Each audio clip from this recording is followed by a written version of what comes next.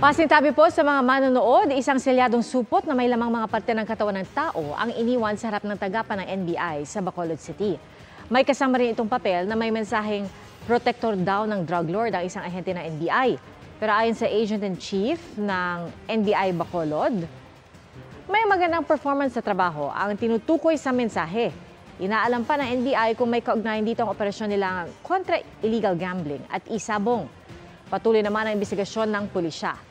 Sa isang baybay naman sa Tarangan, Samar, natagpuan nakasilid sa sako ang chap-chap at sinunog na katawan ng babae. Nahuli rin kalaunan ng suspect na nahaharap sa reklamong murder pero itinanggi ang mga paratang. Mga kapuso, patuloy na tumutok sa mga balita. Mag-subscribe sa GMA Integrated News sa YouTube.